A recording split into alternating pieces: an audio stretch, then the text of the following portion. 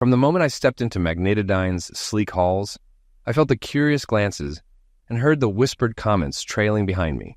Starting a new job was never easy, especially when seasoned employees eyed newcomers with a mix of interest and skepticism. I had left behind a broken trust, searching for a fresh start and a place where I could rebuild a sense of normalcy. Joining Magnetodyne was daunting. The busy conversations, constant keyboard clatter, and confident strides of experienced staff were both inspiring and overwhelming.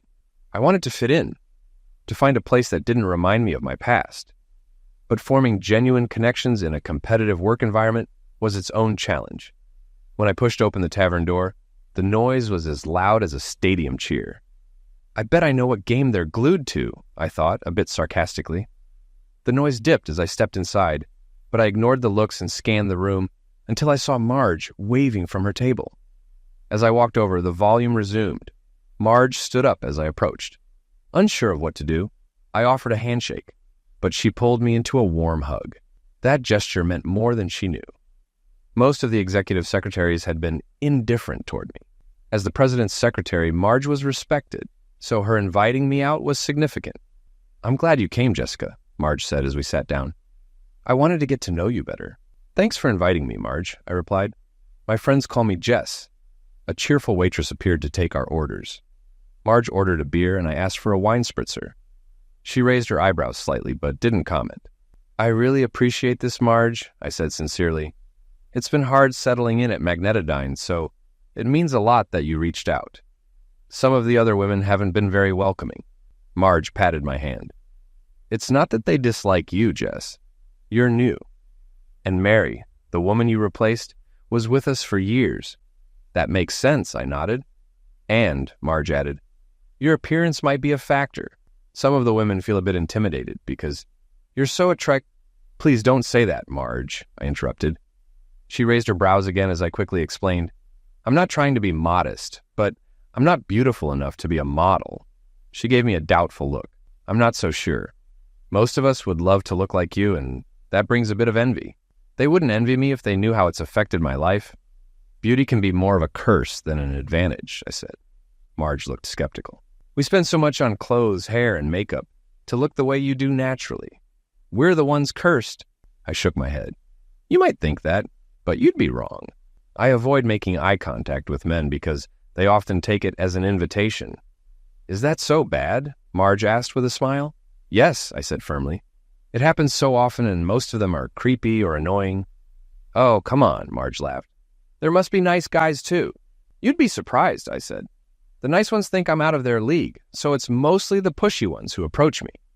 "I can't believe you don't get attention from decent men." "What about them? In my experience, they're often worse. They think they're doing you a favor by being seen with you and will ditch you the moment someone else catches their eye." The waitress returned with another wine spritzer. "I didn't order that," I said, confused. "I know," she replied. "That guy over there sent it," gesturing behind me. I turned against my better judgment and saw a heavy-set man approaching. He pulled a chair from a nearby table and sat without waiting for an invitation. "Hey, I'm Al. You looked like you could use some company," he said. "I'm sorry, Al," I said politely. "I'm already with my friend and we're just catching up." He didn't glance at Marge. "That sounds boring. Let's have some drinks and find somewhere more exciting." "No," I said firmly. "I'm not interested." "Come on, sweetheart," he said, gripping my hand with his sweaty one. "You'd have more fun with me than her." I shot Marge an "I told you so" glance before turning back to him. "When did you move to this country?" I asked, feigning boredom. He blinked. "What? I was born here? And yet you never learned what no means," I said, pretending to be amazed. Marge burst out laughing as his face turned crimson. He stood so fast, his chair tipped over. Muttering something under his breath, he left. I turned to Marge. "See what I mean?" "Wow, that was intense," she said, still chuckling. "And that's without me encouraging it," I added. "Imagine if I gave any positive signs. I even have to pick my clothes carefully to avoid too much attention." Marge started to speak, but I continued. "And another thing. I noticed your reaction when I ordered the wine spritzer. I can't afford to relax too much in social settings. I'm always on guard." Marge's eyes widened suddenly as she asked if it happened at work too. I responded with a dry smile, confirming that it did. And quite often. She worriedly inquired if Tom Moffat was involved. I reassured her that he was wonderful and treated me like a granddaughter. Looking relieved for a moment, Marge then narrowed her eyes and questioned me about Mr. Silverbeard, Scott Benson, the sales director, known for his prematurely gray beard and reputation as a ladies' man. I laughed and admitted that he had hit on me on my first day. When she smirked and prompted for more, I added that he continued to do so almost daily, which made her laugh. She then asked about Peter Hamill, the marketing director who worked closely with Mr. Moffat. I told her that while he hadn't directly approached me, he did look at me when he thought I wasn't aware. Marge acknowledged that and noted he was married before asking if there were any others. I nodded and said that nearly everyone except my boss had shown interest. Marge chuckled and asked if there was anyone special in my life at the moment. I told her I was out of the dating game. She expressed surprise and inquired if there had ever been someone serious. Feeling the tension in my clenched fists, I admitted that there had been, but it was a painful story, better left for another time. Marge nodded, understanding, and we switched to lighter topics. By the time we left, I felt like I'd made a friend, which was rare for me. Driving home, I was grateful Marge hadn't asked about the women at work. A few had approached me too. Men were difficult, but at least they were predictable. Women could be worse. Friendly to your face, but full of jealousy behind your back. The following week, I was working on some correspondence when Peter Hamill came by. He waited until I paused typing and asked, "Can I ask a favor?" On guard, I wondered if this was when he'd make his move, but he surprised me. "Do you know Karen, Scott's secretary?" he asked. "I've met her, but not well," I said. She was young, pretty, and seemed smart enough. Scott's upset with her over a late report, and I'm afraid he'll let her go. I wasn't shocked. Scott's department had high turnover, due to his impossible standards and public criticism. Senior management seemed to ignore it, probably because of his impressive sales figures. Peter expressed hope that I could help Karen keep her job. A thought crossed my mind, and I asked if he was romantically involved with her. He looked shocked and denied it, reminding me both were married. I questioned why he would care about Scott's secretary if not for an affair. He explained, looking cautious, that he felt responsible for her since he had hired her. He clarified that he had recommended her for the promotion to Scott's secretary, believing in her potential, but underestimated Scott's harshness. He felt guilty for putting her in that difficult position and wanted to help. I watched him closely for any hidden motives, but saw none. I asked what he wanted me to do. Peter suggested giving Karen some of my work, while Scott was away and writing a positive memo about her to Mr. Moffat, which could protect her from being fired for incompetence. Knowing Scott's need to impress his superiors, I thought the plan might work. Still cautious, I told Peter to have Karen meet me for lunch so I could decide for myself. Peter agreed and left, returning shortly to tell me Karen was on board. We met for lunch, and after a brief interruption from the overly chatty waiter, I got to the point. I asked if she and Peter were involved or if he had made advances. She was genuinely surprised and denied both, insisting she was happily married and that Peter knew her husband. Her response felt sincere. I told Karen I still didn't understand why Peter was helping, but she suggested that he was just a kind person. She seemed sincere, so I decided to help her and outline the plan, which she appreciated. A week later, I noticed Peter near my desk. He thanked me for helping Karen, mentioning he saw my memo on Scott's desk. I replied that I was happy to help and that Karen had potential. Feeling guilty for doubting him earlier, I told him I was impressed by his effort. He blushed, modestly saying it was no more than anyone else would do.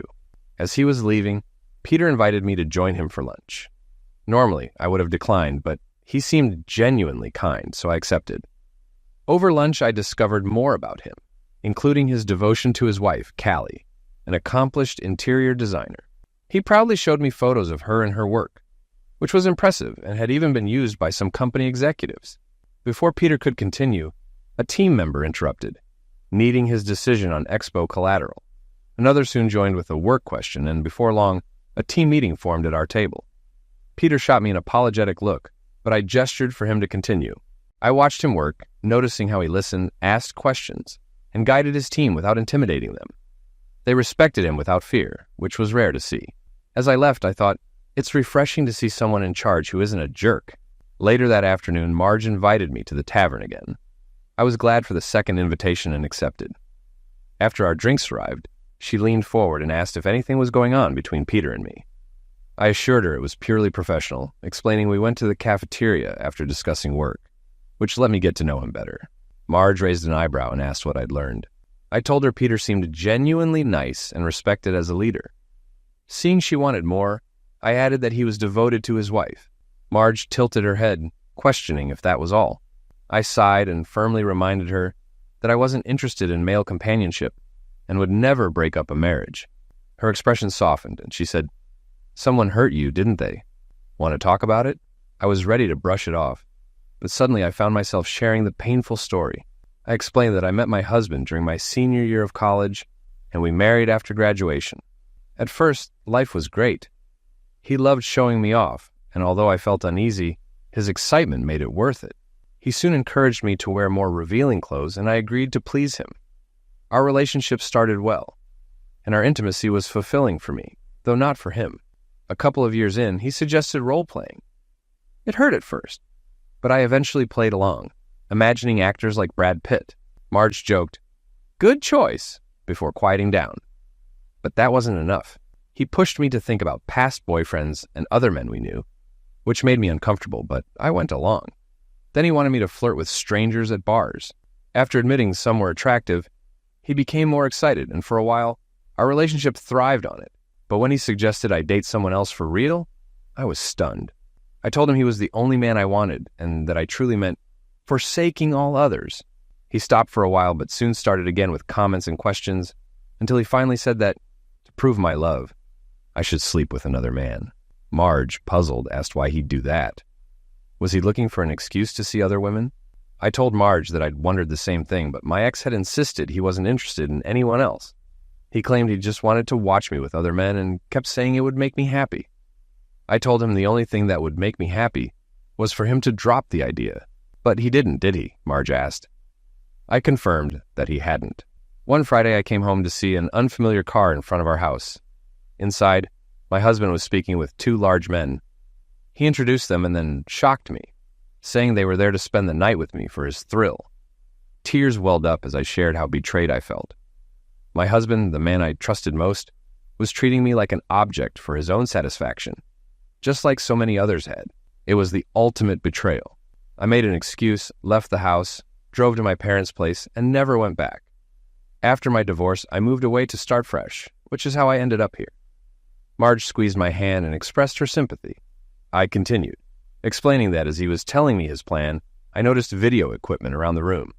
He intended to film everything, and I could have ended up online if I hadn't left. Marge's face turned pale. "That's unbelievable," she said. I couldn't stop crying. The worst part was wondering what I did wrong or how I could have saved my marriage. I felt like a failure. Marge reassured me that it wasn't my fault and that there was nothing I could have done to change it. I sighed, admitting that despite her words, I still felt that way. I explained that this experience was why I had no interest in dating. As I wiped my face, I noticed a man approaching our table with 2 drinks. Seeing my tears, he turned around and walked back to the bar. Marge noticed and laughed, saying it looked like I had found a way to keep unwanted attention at bay. I managed a small smile. When we left the tavern, Marge walked with me to my car, giving me a supportive hug and telling me things would get better. I hoped she was right. The following weeks were hectic as Expo approached. It was an important event for Magnetodyne, crucial for launching new components and securing major orders. Success would set the tone for the year. Failure could be costly. Adding to the chaos was a rumor that Mr. Moffat was retiring. I doubted it since he hadn't indicated anything to me. The second part of the rumor was that either Peter or Scott would be chosen as his replacement, dividing the office into pro-Scott, pro-Peter, and anti-Scott groups. Tensions were high, made worse by tight deadlines. Amid this, Mr. Moffat asked me to deliver comments on pricing information to Scott. I discovered Scott was working from home and suggested I bring the materials there. Although I was wary about going to his house, I agreed since it was urgent. Scott lived in an upscale neighborhood, fitting for an executive. I parked, walked up to the porch, and rang the doorbell. But no one answered. I was surprised and tried to look through the windows to see if anyone was home. I checked around the side of the house, but still didn't see anyone. Just as I pulled out my phone to call him, I thought I heard voices from the back. I hesitated, but then started walking toward the back of the house. The voices came from the screened-in porch at the back. As I got closer, I slowed down, sensing something strange. Peeking around the corner, I quickly drew back in embarrassment. The sounds I heard were Scott with a woman. I froze, uncertain about what to do. I was there to deliver materials for Scott, but couldn't announce myself. As I hesitated, I heard the woman, and to my shame, curiosity took over. It had been so long since I'd been intimate, and this unexpected scene captured my attention. It was clear the woman was enjoying herself. I saw her lying on a lounge chair, Scott beside her. His hands moved over her body, making her arch with pleasure. My breath quickened, and I felt a warmth rush through me. Without realizing it, I lifted my phone and began recording the scene. Scott then climbed onto the chair, and the woman eagerly positioned herself to join him. Even from where I stood, it was clear she needed no assistance. The breeze carried the scent of their encounter, making the moment even more surreal. They moved together, lost in each other, and she leaned down to kiss him deeply. I felt a pang of envy. Why couldn't I have someone like that in my life? Scott then shifted positions, taking the lead in a way that showed his confidence and control. She reacted with visible emotion, holding on to him as if seeking closeness. He started speaking, asking if she liked it and comparing himself to her husband. A chill went through me when she answered, confirming his words. Scott boasted about an upcoming promotion, claiming he would treat her husband just as he was treating her. Her moans turned into loud cries, and I worried about being seen by neighbors. So I hurried to the front of the house, left the documents at the door, and rushed to my car. My hands shook as I drove away. What am I going to do? I kept asking myself. Telling Peter would devastate him, but I couldn't keep this to myself. At the office, I struggled to concentrate. The scene replayed in my mind, making me sick. Peter was a good man. Why would she betray him? Finally, I couldn't take it anymore. I picked up the phone. Peter, it's Jess. Are you going to be in the office for a bit? He chuckled. Yeah, probably working late till the expo. Can I stop by around 5:30? I asked. Sure, come anytime, he said cheerfully. I winced, knowing that cheer wouldn't last. Walking to Peter's office felt like heading into surgery. You know you have to do it, but every instinct tells you to turn around. Peter greeted me warmly, but his smile faded when he saw my face. What's wrong, Jess? I sank into a chair. I have bad news, Peter. I wish I didn't have to tell you this. It's okay, he said. Just tell me. Avoiding his eyes, I explained. I went to deliver documents to Scott's house today. When no one answered, I walked around and heard noises. I looked at his porch and saw this. I played the video on my phone and handed it to Peter. His initial reaction was a bitter laugh. So that's working from home, he said, not surprised. He tried to return my phone, but I urged him to watch further. As he continued, I saw the moment he realized what was happening. His face fell, showing pain and anger. I felt tears come. It's hard seeing someone's world fall apart. When I reached for the phone, he gripped it tightly. There's more, isn't there? He asked, strained. You don't want to see it, Peter, I said, knowing he wouldn't stop. The video played on, with Peter's wife's voice confirming everything. He went pale. I silently wished I'd never have to see anyone that broken again. When the video ended, Peter slumped in his chair. After a moment, he looked up, eyes hollow. The worst part? It's not just that Callie cheated. It's how she held him, kissed him. It was more than an affair. I couldn't find words to comfort him. All I could say was, I'm so sorry, Peter. Suddenly, something clicked. Peter, Scott wanted me to see this. He asked Mr. Moffat to have me deliver those papers. He wanted me to witness it and tell you. Peter's face hardened. He's always hated me. This is his way of getting back. But why? I asked. You two are rivals. But why go this far? Peter sighed. Before you joined, Scott worked for me. I thought he was smart but reckless. I saved his job once when he lashed out over an audit. I calmed him down and fixed the situation. Later, I recommended him for a promotion. Confused, I asked, he resents you for that? Shouldn't he be grateful? Peter shook his head. In Scott's mind, being indebted to anyone is unacceptable. He never forgave me for it. But why reveal the affair? Isn't he risking trouble? Peter's voice was bitter. The company would consider it a personal matter. Scott wants me to react and sabotage myself, or be so humiliated that my work suffers during a messy divorce. He looked at me, his tone serious. And he chose you as the messenger to get back at you for resisting him. I flushed with embarrassment, then anger. But my main concern was Peter. What will you do now? I asked. He clenched his fists for a moment before relaxing. Right now, I'm just going to focus on preparing for Expo. I can't afford to lose my job, but after that, I'm divorcing Callie and figuring out how to deal with Scott. Peter, I've been betrayed before, so I can understand some of what you're going through. If you need anything, just ask. But please, don't do anything that could hurt you. Thanks, Jess, he said quietly. I appreciate it, and I know how hard it must have been for you to tell me. For now, please, keep this to yourself. I'll bury myself in work. That's the only way I know to handle the pain. He managed a small smile. It also gives me a reason to stay away from Callie. As I turned to leave, I glanced back, feeling my heart break. Seeing a good man's life fall apart was devastating. The days leading up to Expo were tense. Some of it was typical pre-event pressure, but there was added friction between marketing and sales. Rumors spread that Mr. Moffat's retirement was near and that Scott Benson might take over. This fueled tension. Scott's team worked hard to impress him, while Peter's team grew anxious at the thought of Scott leading. I became an unofficial part of Peter's team, offering help when I could. At first, I got a few curious looks at the lunch table. But once Peter welcomed me, the team did too. They didn't hide their frustration. If Scott becomes VP, it'll ruin the company, was a common sentiment. It was unsettling to hear talented employees talk about leaving if Scott got promoted. Meanwhile, their respect for Peter was high. When he wasn't around, they shared stories of how he'd helped solve problems, offering advice that motivated them to improve. It was clear who should be promoted, but I knew executives often prioritize short-term gains over long-term well-being. Peter looked more stressed each day, and I worried he was reaching his limit. The pressure of Expo, his rivalry with Scott, and the situation with Callie were wearing on him. 2 days before Expo, I went to Peter's office. It was late, but I knew he'd still be there. Sure enough, he was with a small group, focused on his computer. Not wanting to interrupt, I paused at the door. He looked exhausted, the lines on his face and dark circles showing more than just fatigue. He spotted me and called, "Hey Jess, come look at this," pointing at the screen. I stepped in and glanced over his shoulder at a feed showing an empty room with curtains.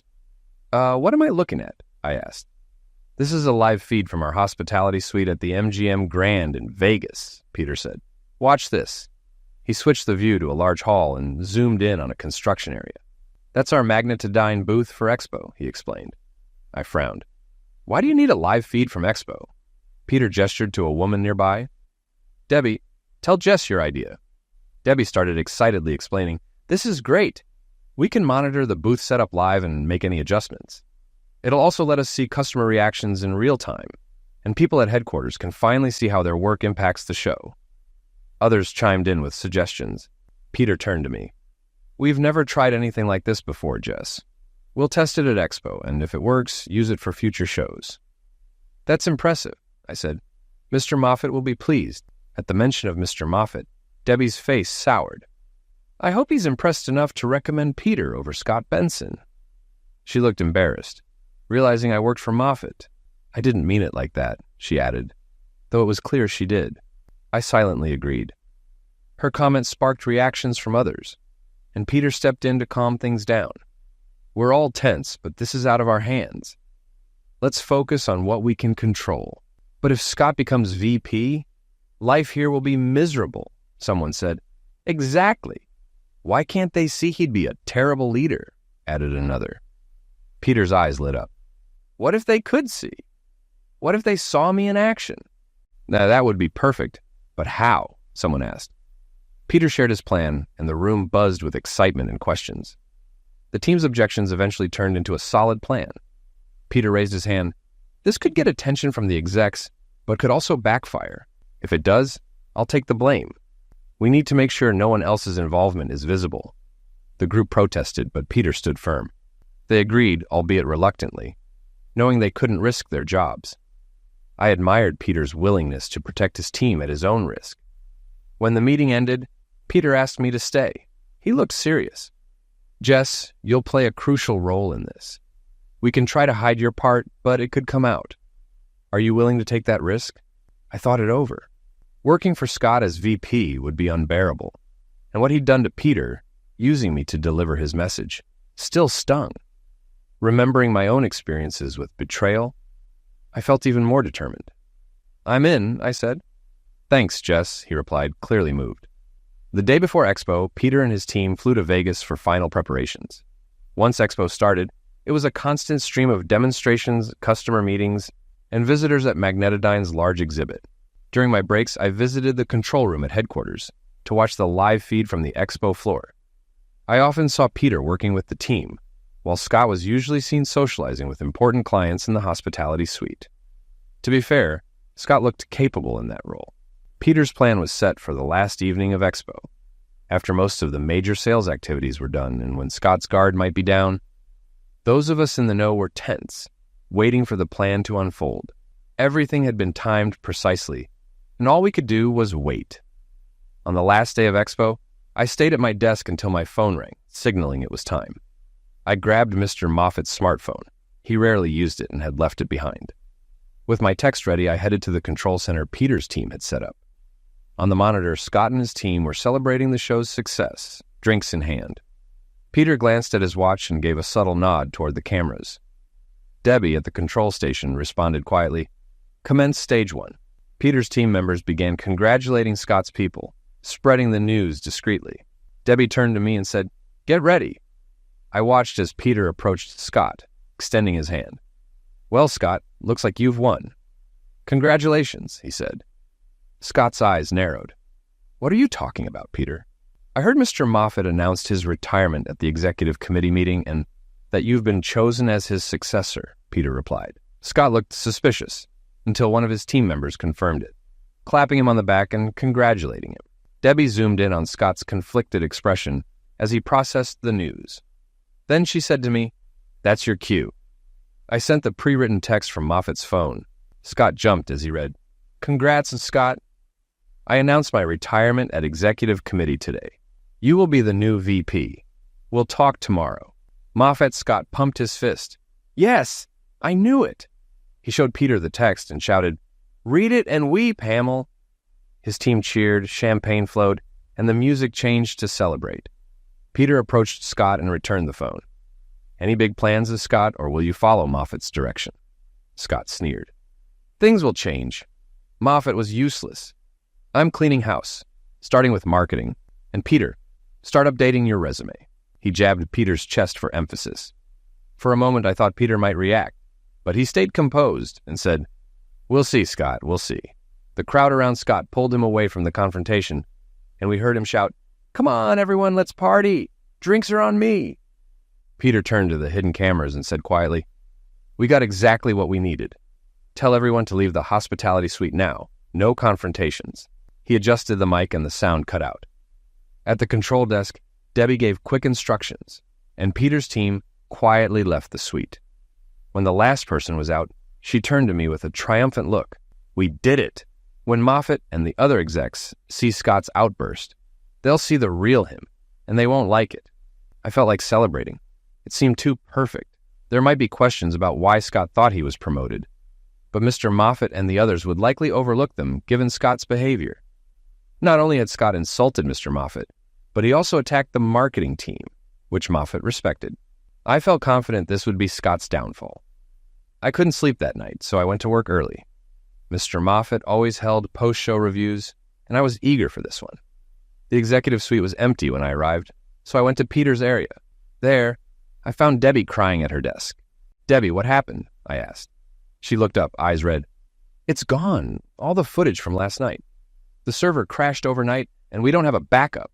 Peter walked in, overhearing her. He turned pale. "What do we do now?" I asked. He shook his head. "I don't know. This could be bad." To my surprise, Peter comforted Debbie. "It's okay, Deb. It wasn't your fault. You did everything right. Sometimes things go wrong." "I should have backed it up," she sobbed. "No one could have expected the server to crash," he reassured her. He turned to me. "Get to your office and try to stall Mr. Moffat. I'll think of something." I nodded and left, holding back my own tears. We had lost the evidence, and now Peter had to explain his actions. What seemed like a victory had turned into a disaster. At my desk, I composed myself just as Mr. Moffat walked in, clearly furious. "Call Scott Benson's office and get him up here," he ordered. I called and informed Mr. Moffat that Scott hadn't arrived yet. "Tell her I need to see him as soon as he gets in, and get Peter up here too," he said. I called Peter. Mr. Moffat wants you and Scott here ASAP, I said quietly. And he's very angry. Peter sighed. All right, Jess, I'll be right there. When he arrived, he looked defeated, but gave me a weak smile before entering the office. I thought, it's probably my fate, too, when Mr. Moffat finds out. With the door open, I listened nervously. Mr. Moffat, usually composed, was direct. What can you tell me about the events at the Magnetodyne suite last night? Peter began. After Expo ended, we gathered at the suite to relax. Then, before he could finish, Scott Benson walked in, looking disheveled but smug. He glanced at Peter and then said to Mr. Moffat, Sorry for being late, boss. Last night's celebration got a bit out of hand. Mr. Moffat glared at Scott. What exactly were you celebrating? He demanded. Scott, unfazed, replied, My team was celebrating my promotion to VP after your retirement, as if explaining to a child. What? I never said I was retiring, Mr. Moffat shot back. Yes, you did, Scott insisted, at yesterday's executive committee meeting. I did not, Mr. Moffat said, his tone sharp, and there was no discussion of a successor. Peter exchanged a quick glance with me, clearly uncomfortable with where this was going. Scott pushed on, holding up his phone. I have your text message here, he said confidently. Mr. Moffat looked baffled. I never sent you any text. Yes, you did, Scott said, scrolling through his phone, only to pause and frown. It's gone. Someone erased it. I thought I saw Peter smirk for a moment, but his expression was blank when Scott turned to him. Scott wasn't done. He grabbed Mr. Moffat's phone from the desk. No password? He muttered, checking the text messages, which were empty. Where are your texts? He demanded. I don't send texts, Mr. Moffat said, getting angrier. I make calls. Scott glanced around suspiciously. Someone erased the message announcing my promotion? He looked at Peter, then at me, making me duck out of sight. Young man, Mr. Moffat said sternly, we're here to discuss what happened in the hospitality suite. Care to explain? Scott stammered. It was just a celebration after I was tricked into thinking I'd been promoted. I see, Mr. Moffat said coldly. Ms. Martin, help me set up my computer. I expanded the screen and confirmed it was ready. Check my email for one from Lucas Masterson, Mr. Moffat directed. He turned to Scott and Peter. Does that name mean anything to you? Yes, Scott replied. He's president of Masterson Industries, our biggest client. Good, Mr. Moffat said dryly. Wouldn't you agree we should maintain a professional image with him? Of course, Scott said, puzzled. Mr. Moffat's voice grew colder. Lucas, an old friend, called last night, asking if our expo conduct was typical. When I didn't know, he sent photos. Ms. Martin, show them. I started the slideshow. The first image showed our sales team at the bar. The next showed Scott on stage, bottle in hand, leading a cheer, the company logo in the background. The following images depicted Scott with two young women, all clearly intoxicated, dancing provocatively. The room gasped when the next photo appeared. One woman had lost her clothes, and Scott was touching her as the crowd cheered. Then the final image flashed. Scott using a 3D model of the company logo inappropriately. Turn it off, Mr. Moffat barked. I shut down the screen. Mr. Benson, you disgraced yourself and Magnetodyne Industries, he thundered. Scott, red-faced, protested. This only happened because I was tricked into thinking I was promoted. Thank goodness you weren't promoted, Mr. Moffat shouted before regaining some composure. It doesn't matter why you acted that way. Your behavior was outrageous and unacceptable. Even without our top client witnessing it, you were setting a terrible example for your team. He turned to me abruptly. Ms. Martin, call HR and security. Have them escort Mr. Benson to his office and give him 15 minutes to gather his personal items. Effective immediately, he is terminated for cause. Yes, sir, I said quickly, and made the calls. Behind me, Scott yelled, This is all your fault, Hamill. You set me up. Before he could continue, security arrived and escorted Scott out. As they waited for the elevator, Peter stepped beside Scott. From my spot in the hallway, I heard Peter whisper, You betrayed me, and now it's your turn, Scott growled, but security stepped in between them. The elevator doors opened, and HR joined them as they left. Peter and I were left behind.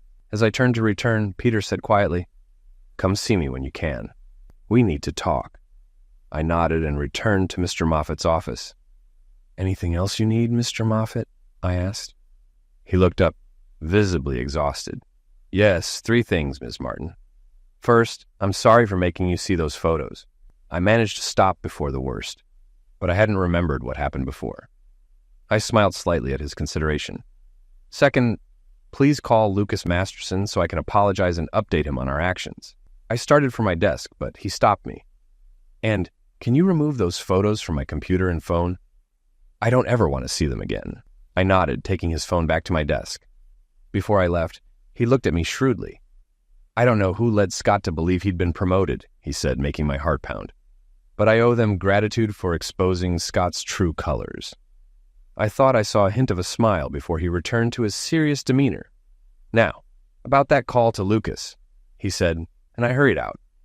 By lunchtime, news of Scott's firing spread, and rumors ran wild. I avoided the chatter, not wanting any more suspicion than necessary. I visited Peter's office to share what Mr. Moffat had said, hoping it would reassure him. Although he listened, the weariness on his face persisted. Then, unable to shake my curiosity, I asked, Peter, who are those women with Scott? He gave a small smile.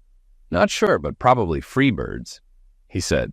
Seeing my confusion, he explained, people who sneak into trade shows for free food, drinks, and parties. Sometimes more. You never, I started to ask. Never, he said firmly. It's reckless, and I'm a faithful husband. He paused, bitterness crossing his face. My heart ached for him. When do you plan to confront her? I asked softly. Tonight, he said with a sigh. I have the papers ready, and will give them to Callie when she comes home. I'm so sorry, Peter, I said. I almost forgot about her with all this Scott chaos. A thought struck me. Peter, I still have those photos Lucas sent. Would it help to have a copy? He considered it and nodded. Yes, please. I want her to see who she chose over me. When I returned with the prints, he was ready to leave. I need to be there when she arrives, he said, and I might as well go. I won't be able to focus until this is done. I understand, I told him. But if you want to talk afterward, I'm here. Thanks, he said. I'd appreciate that. You're really the only one who knows everything. That evening, Marge invited me out for a drink, but I declined. I was drained from the morning's drama and worried about Peter. I couldn't stop thinking about the confrontation he was facing, and I knew I'd be poor company for Marge. For the second night in a row, I couldn't sleep well. I went into the office early, hoping to catch Peter. I was waiting by his office when he arrived, and he thanked me for the coffee I brought him. Seated on the office sofa and chair, I couldn't wait any longer and asked how things went with Callie. About as you'd expect, he said, and began to tell me everything. I was at the kitchen table when Callie came home. She looked surprised to see me since I usually get home later. She sat across from me and asked what was going on. I handed her an envelope. What's this? She asked, and I told her to look. She opened it and started going through the screen captures from the video on Scott's porch. At first, she didn't understand what she was seeing, but when she got to the next picture, she gasped. She flipped through the rest quickly, her face turning red. I couldn't tell if she was more ashamed of what she did or of being caught.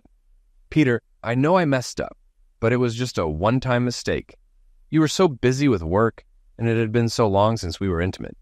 When Scott approached me, I couldn't resist. I shook my head. That's not true, Callie. This wasn't a one-time lapse. It was an ongoing affair. No, I promise it only happened once. Instead of arguing, I played the video I had copied. Her face changed from discomfort to defensiveness to anger as she watched. When the audio of her laughter about making me a fool played, she shouted, "Turn it off!" I let it go a moment longer, then stopped it. All right, you know about us. I assume those are divorce papers in the other envelope? She asked coolly. I pushed the papers toward her, and she quickly scanned them. I thought she'd be shocked, but she was surprisingly calm. It doesn't matter, she said.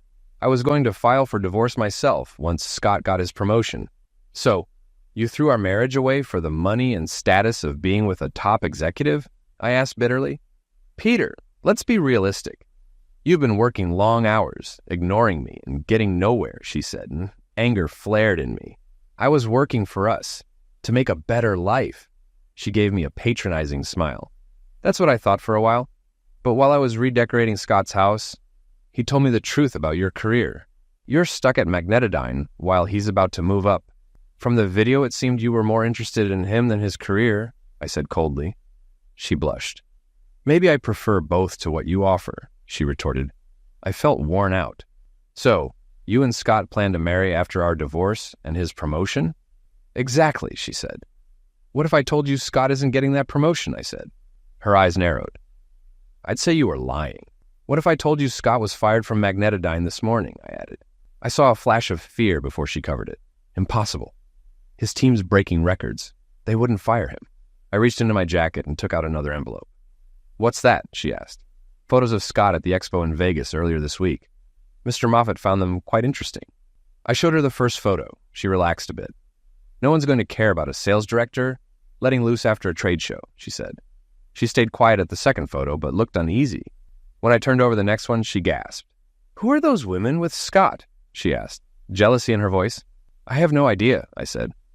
I've never seen them before, but Scott certainly seems to know them well, I add, turning over the next photo. She said nothing, but her expression darkened at the pole dance image. When she saw the photo of Scott acting inappropriately with the company logo, she slammed her fist on the table. The final two photos, showing Scott engaged in various acts with the women, made her break down and cry. How could he betray me like that? She sobbed. How could he embarrass me in front of all those people? The irony of her reaction left me speechless. After a moment, she looked up at me with red, tear-filled eyes. Is it true? She asked. Is what true? I snapped. Scott said you were involved with your boss's secretary. Is that why you started an affair with Scott? I asked in disbelief. I saw her and she's so beautiful. I thought you couldn't resist her. Not everyone has the same morals as you and Scott. For the record, I've always been completely faithful, I said, shaking my head. I can't believe you believed a salesman's lies. She buried her face in her hands, crying harder. I stood up, grabbed my keys, and went out to get dinner. When I returned, I saw that Callie had packed her things and left. I felt so bad listening to him. That must have been awful, Peter, I said when he finished. How are you holding up? Honestly, he said, my emotions are all over the place. I feel bitter about Callie's betrayal, but I'm also sad about the end of my marriage. I'm glad Scott got what he deserved, but I feel exhausted by everything. Mostly, I just feel drained. I know it's hard, Peter, but it will get better, I said, even though the executives tried to keep the details of Scott's firing under wraps. Too many people knew some version of the story, and it became the main topic of office gossip for weeks. Ironically, Scott's former team spread the story the most, perhaps as payback for how he treated them. Peter's team kept their thoughts private, but seemed pleased by the outcome. Unfortunately, details about Scott's involvement in Peter and Callie's divorce also circulated. People didn't directly question Peter, but whispers and side glances were common whenever he left a room. I hated it for him, but there wasn't much I could do. Knowing what I did, I stayed quiet and checked in on Peter regularly, finding reasons to stop by his office or join his team for lunch. Marge would sometimes take me to her favorite bar after work. As the CEO's assistant, she likely knew as much as I did, but she never brought it up. She would ask how Peter was doing, and I kept her informed. Oddly, she also asked how I was holding up, though I was only indirectly involved. I always reassured her that I was fine. About 4 months later, Debbie, who ran the control desk at Expo, called me. She said Peter's team was planning a surprise celebration after work and asked if I'd like to join. When I asked why, she explained that Peter's divorce had just been finalized. I told her I'd be there. The celebration was held in a private room at a bar popular with the marketing team. The room was decorated with banners saying, "Free at last," "Peter is available," and "Look out, ladies." It seemed juvenile and tasteless to me, but everyone else enjoyed it. The noise was loud, fueled by several kegs of beer being quickly emptied. It was nice to see how much Peter's team valued him, but when I saw him, he didn't seem to be enjoying the party as much as everyone else. Someone coaxed him to make a speech, and after resisting, he climbed onto a table. He kept it brief, thanking everyone for the party and acknowledging their hard work at Expo. Then he told them to keep having fun and stepped down. As the party continued, I made my way to him and we sat at an empty table. "Thanks for coming, Jess," he said. "What do you think of the party?" I studied his face and noticed the lines around his eyes were still there. "More importantly, how do you feel about it, Peter?" I asked. The smile he was trying to maintain slipped, revealing how unhappy he really was. I know I should be excited about being single again, but honestly, I just feel down, and I'm not even sure why. I think I know why because it's exactly how I felt after my divorce. My guess is you're feeling low because you're mourning the loss of your marriage. But that doesn't make sense, Jess. I don't want to be with Callie anymore, not after what she did and how she treated me. I could never trust her again, he said intensely. Of course not, I said gently. But what you're grieving is different. You probably always imagined yourself in a committed relationship, maybe starting a family. Callie shattered that vision, so it makes sense you feel down. You've lost the life you thought you'd have." He looked at me thoughtfully and slowly nodded. "There's a lot of truth to that, Jess." He looked at me again. "Thanks for being such a good friend." At that moment, some of his coworkers came over and grabbed his arm. "Enough of this serious talk, Peter. Come on, join us." They pulled him away, but he smiled and waved at me as he left. I slipped out shortly after and headed home. Parties like that aren't my thing, but I felt good knowing I could be there for Peter and found myself smiling on my way home. With his divorce finalized, I kept waiting for Peter to lift out of his depression. In some ways, it was clear he was healing, but it didn't seem to change how he acted around me. He would wave and smile when he saw me, and we still connected easily during conversations. But I kept searching for something more that I never found. A couple of weeks later, Mr. Moffat called me into his office. After asking me to close the door, he gestured for me to sit. "Please keep this confidential, Miss Martin," he said. "Remember the executive committee meeting during Expo? I did tell the committee I was planning to retire, but after the mess with Scott Benson, they asked me to stay and help fix things. Now that everything is back on track, I'm moving forward with my retirement. I'll be announcing it after lunch, but I wanted to give you a heads up." I was stunned by the news, but appreciated his thoughtfulness. "There's something else you should know," he continued. "You'll have a new boss, Peter Hamill. I hope that's good news for you." "Oh, Mr. Moffat, I'm thrilled for Peter, but I'll miss working for you. You've been wonderful." I stood up and hugged him. He smiled and said some kind words before asking me to call Peter to his office. When their meeting ended and Peter came out, I made sure to congratulate him on his well-deserved promotion. "Thanks, Jess," he said warmly. "That means a lot." As he walked away, his warmth lingered with me, but by the afternoon I felt down again. At the end of the day, Marge came by and asked me to join her at the tavern. "Marge, I have things to do at home," I said, but she wouldn't take no for an answer. Her persistence, which made her so valuable to the CEO, left me with no choice but to agree. At the tavern, she leaned across the table and looked at me intently. "All right, Jess, what's going on?" "I don't know what you mean, Marge," I said defensively. "Nonsense," she said, surprising me with her rare use of strong language. "You've been moping around for weeks like someone with a sick pet, and today you're acting like it died. I'd think you'd be happy about working for Peter, so what's wrong?" I tried to hold back, but something broke inside, and I found myself wiping away tears as I tried to explain. "Peter's promotion is the last straw, Marge. I don't know if I can handle seeing him every day." "I don't get it, Jess. Why not?" I sniffled. "I know his wife's affair and the divorce were hard on him, but I thought once it was over, he might relax around me, maybe want to go out. But he still treats me like just a friend, part of the team. It's tearing me up." Marge's expression softened. "You really care about him, don't you? You always have." "No," I objected. "I didn't have feelings for him while he was married.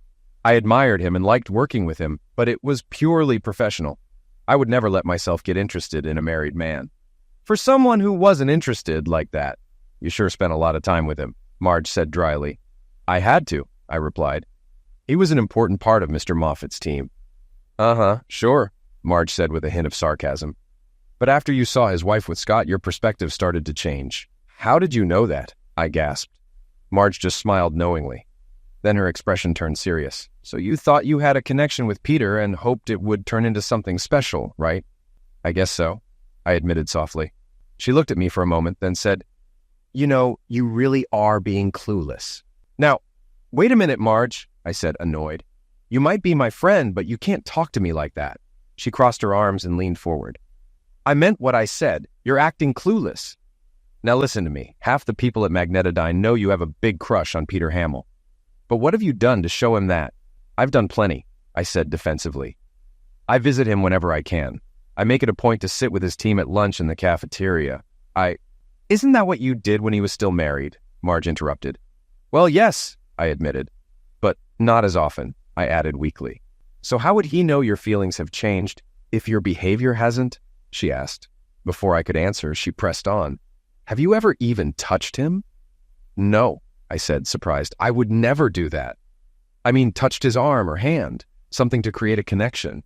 "I'm sure I have," I said, stalling, but I couldn't remember a specific instance. "You're afraid to touch men because you think they'll misinterpret it, aren't you?" "Maybe a little," I admitted. She continued looking at me. Then she said, "You know what your problem is, Jess? You're too beautiful." I opened my mouth to speak, but Marge cut me off. Your whole life, you've relied on your looks. You never had to worry about finding men. They were always coming to you. I bet your first husband approached you, not the other way around. I looked down at the table. Well, maybe. He did come up to me at a college party. Exactly. You're used to being passive, waiting for the guy to make the first move. If he doesn't, you dismiss him and wait for the next one. And that's not all.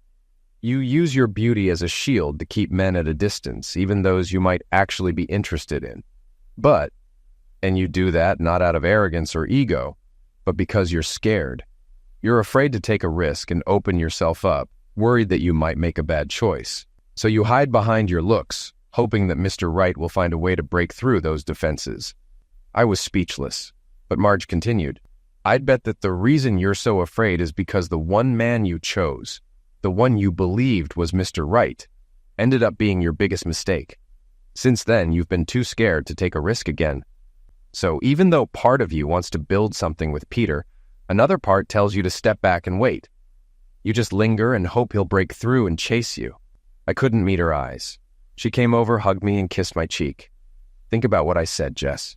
See if there's any truth to it. Then she left. That night, I lay in bed, tossing and turning, replaying Marge's words. Some of what she said stung, and not all of it was accurate. But I had to admit she'd been right about many things. By early morning, I made a decision. Even then, I barely slept. When I got to work, I made a phone call and moved ahead with my plan.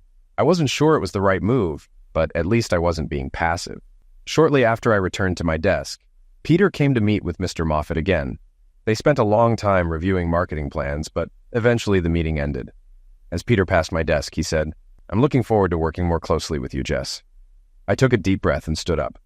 Peter, I met with HR this morning and arranged for a transfer. In 2 weeks, I'll be starting in a new department. He stepped back as if I'd slapped him. But why, Jess? Did I do something to upset you? Out of the corner of my eye, I saw Mr. Moffat standing in his doorway looking concerned. I kept my focus on Peter. No, Peter, it's not you. It's me. Over the past few months, I've developed strong feelings for you. But company policy prohibits relationships between employees and their supervisors. And since I want to pursue those feelings, I can't work under you. Over Peter's shoulder, I saw Marge peeking around the corner. I kept my eyes on him, holding my breath as I waited for his reaction. He looked at me in shock. But you never said or did anything, he said. I glanced at Marge. I know, I said. But I'm saying it now. Peter stayed silent, and time felt like it had slowed. Then, with my heart pounding, he stepped forward and took my shoulders in his hands. Given the circumstances, I think we can skip the customary 2 weeks' notice, he said, and kissed me with such intensity and promise that I barely heard the applause coming from Marge and Mr. Moffat.